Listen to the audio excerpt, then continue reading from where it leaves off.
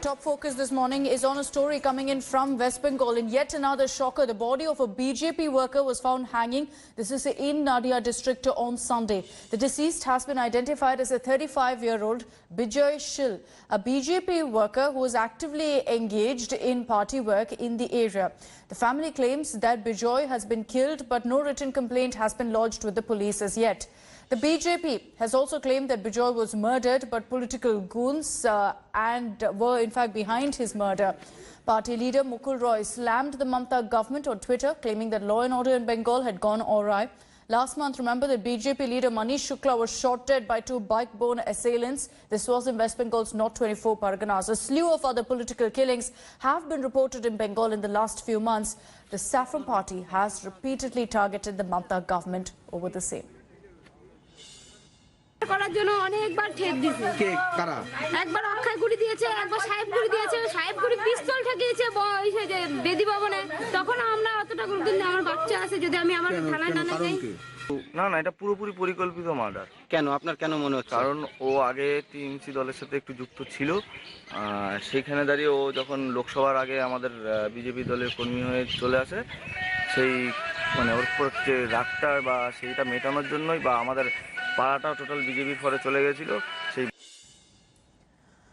And after the Gond community opposed SS Rajamouli's film RRR, a fresh row has erupted from the Telangana BJP because you've got the state president and MP Bandi Sanjay issuing threats to filmmaker SS Rajamouli over his upcoming film.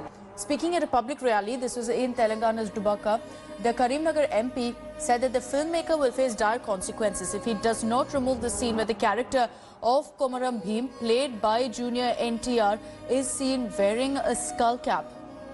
Komaram Bhim was a tribal leader hailing from the Gond community of Telangana and took up arms against the Nizams. He's considered an important tribal figure, particularly among the Adivasi community of the Gond community.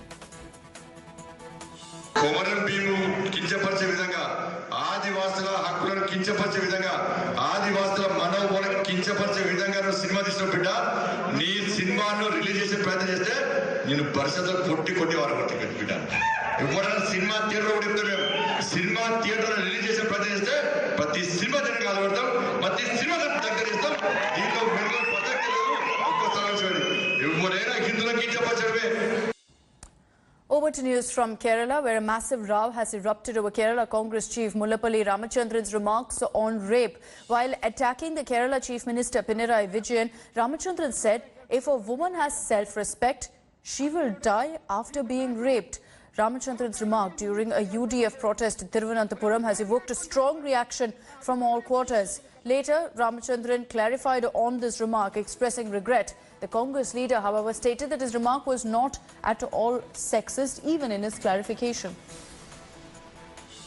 മുഖ്യമന്ത്രി ഈ കളി ഇവിടെ നടപ്പില്ല ഈ blackmail act ഇവിടെ നടക്കില്ല ഇതൊക്കെ തന്നെ കേരളത്തിലെ ജനങ്ങൾക്ക് തിരിച്ചറിയാൻ സാധിക്കും അങ്ങയുടെ ഈ വൃദ്ധാശ്രമം അവസാനമായി മുങ്ങിച്ചാകാൻ പോകുമ്പോൾ ഒരു അഭിസാരികയെ കൊണ്ടുവന്ന് ആ അഭിസാരിയെ കൊണ്ട് എന്തെങ്കിലും കഥ പറയിക്കാമെന്ന് ആഗ്രഹിച്ചാൽ കേരളം കേട്ട് മടുത്ത നിരന്തരമായി എന്നെ പീഡിപ്പിച്ചുകൊണ്ടിരിക്കുന്നു സംസ്ഥാനം മുഴുവൻ ഒരു സ്ത്രീയെ ഒരിക്കൽ പീഡിപ്പിച്ചു എന്ന് പറഞ്ഞാൽ നമുക്ക് മനസ്സിലാക്കാം അത് തന്നെ പിന്നീട് ഒരിക്കലും ആവർത്തിക്കില്ല ആത്മാഭിമാനമുള്ള ഒരു സ്ത്രീ ഒന്നുകിലൂടെ മരിക്കും അല്ലെങ്കിൽ ഒരിക്കൽ പോലും ആവർത്തിക്കാതിരിക്കുന്ന ഒരു സാഹചര്യമാണ് നമ്മുടെ സമൂഹത്തിലുള്ളത് ആത്മാഭിമാനമുണ്ടെങ്കിൽ നിങ്ങൾ ചെയ്ത തെറ്റുകൾ തുറന്നു പറഞ്ഞുകൊണ്ട് ഒരു നിമിഷം താമസിക്കാത്ത അധികാരം വിട്ടൊടിച്ച് പോകണമെന്നാണ് ഞങ്ങൾക്ക് പറയാനുള്ളത്. അങ്ങേയറ്റം സ്ത്രീവിരുദ്ധമായിട്ടുള്ള ഒരു പരാമർശമാണ് ശ്രീ മുല്ലപ്പള്ളി രാമചന്ദ്രനിൽ നിന്നുണ്ടായത്. ബലാത്സംഗം ചെയ്യപ്പെടുന്ന പെൺകുട്ടി ആത്മാഭിമാനമുണ്ടെങ്കിൽ ആത്മഹത്യ ചെയ്യണം എന്ന രീതിയിലാണ് സംസാരിച്ചത്. സ്ത്രീകളും പെൺകുട്ടികളും ആത്മാഭിമാനമുണ്ടെങ്കിൽ ആത്മഹത്യ ചെയ്യണം എന്ന രീതിയിലുള്ള പരാമർശം ഈ സമൂഹത്തിനാകെ അപമാനകരമായിട്ടുള്ള ഒന്നാണെന്ന് പറയാൻ ഞാൻ ആഗ്രഹിക്കുകയാണ്. ഇടയ്ക്കിടെ ഇങ്ങനെയുള്ള പരാമർശങ്ങൾ അദ്ദേഹത്തിൽ നിന്നുണ്ടാകുന്നു എന്നുള്ളത് അപലപനീയമാണ്. ആരും ഇത് ആവർത്തിക്കരുത്. Getting you also the latest updates this morning on the Kerala gold smuggling scam. Trouble is mounting for the Kerala Chief Minister's former Principal Secretary M. Shivshankar. The Enforcement Directorate has widened its probe in the smuggling case, with the ED now seeking details of all the projects that were in fact cleared under Shivshankar. You've got the ED also suspecting here that huge sums of money received by Shiv Shankar as kickbacks for clearance. The major projects which are now under scanner includes the K-Phone project, which was envisaged to provide internet services in the state. Many smart city and downtown projects are also under the scanner.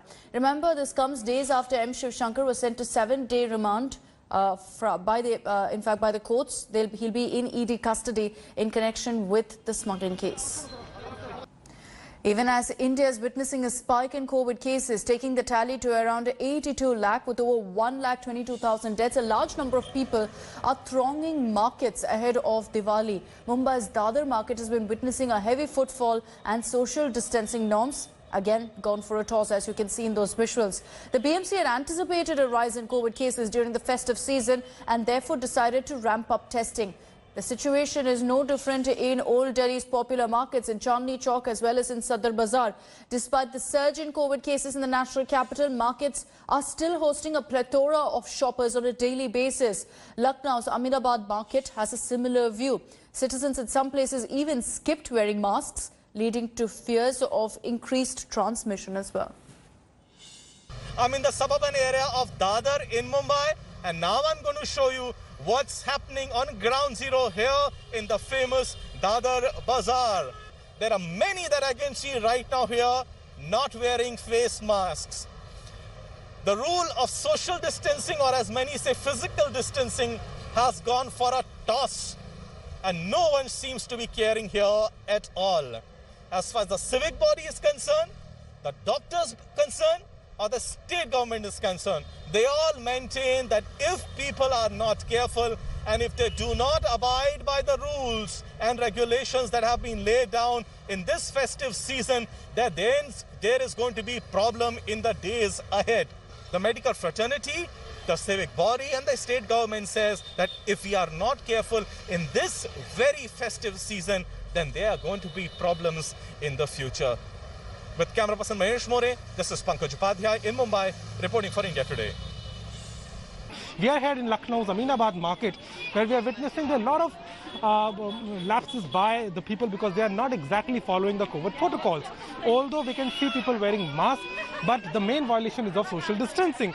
And here in Lucknow's Aminabad shops, if you go and see, look at here, it is packed with all the women who are coming here, and they all are sitting here. Just by looking into the camera, they're putting their mask, but in general, people are not much aware. There are people who are following the norms, who are trying to, safeguard themselves and their families by using masks, maintaining the social distancing. But the main question is that, as the festival is coming and people are approaching the markets in big numbers, it's going to be a very problematic situation, not for the people, but also for the shopkeepers as well. In Lucknow with cameraman Sanjay Singh, Abhishek Mishra for India Today. Let's get you the latest updates from Bihar. Prime Minister Modi launched a scathing attack on the Mahagathbandhan as he returned to battleground Bihar ahead of the second phase of polling. Remember, that's tomorrow. The Prime Minister once again reminded the people of Bihar of Lalu Prasad's rule, referring to it as Jungle Raj. He also hit out at both Rahul Gandhi and Tejaswi Yadav, calling their alliance as that of two Yuvrajas or two crown princes. Double engine की सरकार है तो दूसरी तरफ double युवराज भी है और एक तो जंगल राज के युवराज भी है. Prime Minister Modi returns to battlefield Bihar ahead of the second phase of polls on November 3rd. The Prime Minister addressed 4 back-to-back rallies on Sunday, hurling the Yuvraj jibe at Mahagathbandhan's Rahul Gandhi and Tejaswi Yadav. Double engine वाली NDA सरकार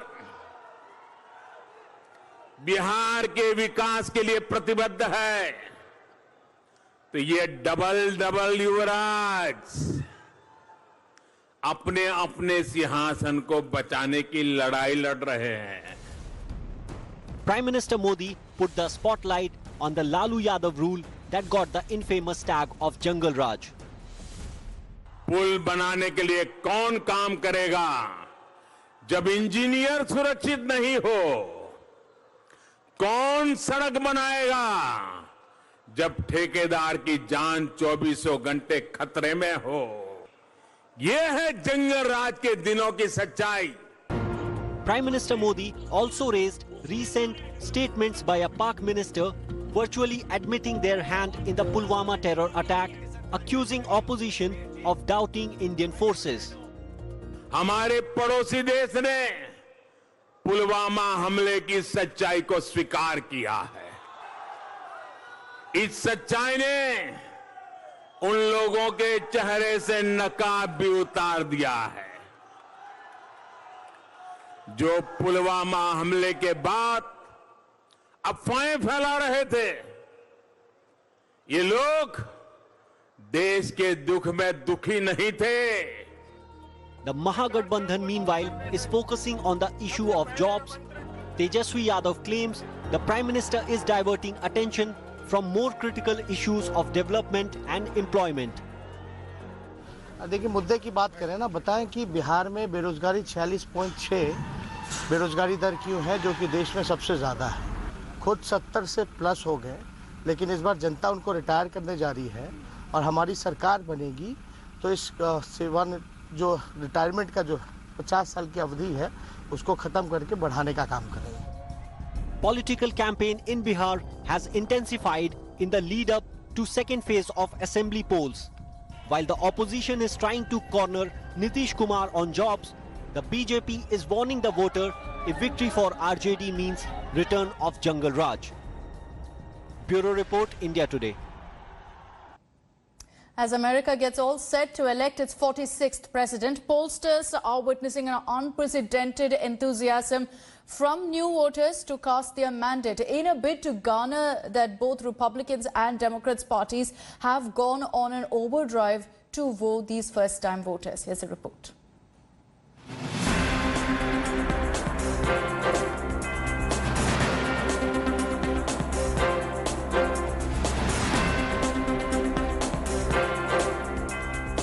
First-time voters, second-time voters. The youth in America is more keen to vote this time than they ever have.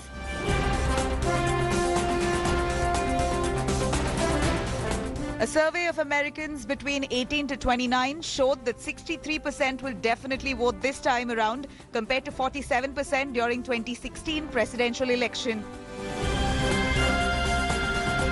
India Today learned that it is not so much a vote of confidence for Biden than it is to get Trump out that is driving many voters to polling booths. I voted Biden more so to vote Trump out. I don't know if I really had a top choice in my mind throughout the election, but in the end, I did vote for Biden because he is just an overall better candidate than Trump. On the issue of the recent race-related issues, violence and immigration, children of immigrant parents have a very strong position on the Republican Party's policies. This presidential election was my first time voting, and I voted for Joe Biden to be the next president. To me, the top issues that the country are facing today are immigration, especially being the son of two immigrant parents, healthcare and how to make it affordable for all, and the rights of marginalized groups of people in the United States and how to prioritize those rights. To me, voting for Joe Biden was both a conscious effort to put him into office and also a negative vote towards Trump. It is a real thumbs down for Trump when it comes down to the issue of climate change and environment and how the administration handled the coronavirus pandemic. As a marine biology student, the issue of greatest importance to me when choosing a candidate for this election is environmental policy. On the Trump side, he really hasn't put any goals or action in place towards combating climate change. And one of the things that stuck out a lot to me was that with the California wildfires, he said that we should be picking up more leaves. On the question of handling the pandemic, most areas around universities and the student population have not appreciated the current government's attitude in handling the situation. The issues that are most important to me in this election are definitely the handling of COVID-19, because I've experienced that on a personal level, my whole family was sick with the virus back in March. And I know family friends who actually passed away from it, and it's really heartbreaking. And the numbers just keep getting worse and worse in our country. And I don't think Trump or his administration is handling it well at all. And so I really hope that Biden would make it better if he becomes president. For many, all this has translated into more enthusiasm about voting in the 2020 presidential polls. For starters, we are likely to see many previous non-voters go to polls. Experts predict a record turnout of 150 million, which represents 65% of eligible voters, the highest rate since 1908. The youth voters are going to make a significant part of the active voters this time around. With Pratiksha Gildiyal, Bureau Report, India Today. Kolkata Knight Riders have kept their hopes of making it to the playoffs very much alive and in the process eliminated Rajasthan Royals with a 60-run thrashing. Defending a score of 191, Kolkata rode on Pat Cummins' 4-wicket haul as the Aussie speedster ran through the Rajasthan batting. Cummins first dismissed Uthappa before getting rid of in-form Ben Stokes, and Rajasthan could never really recover from those shocks and crumbled with a mountain really to climb.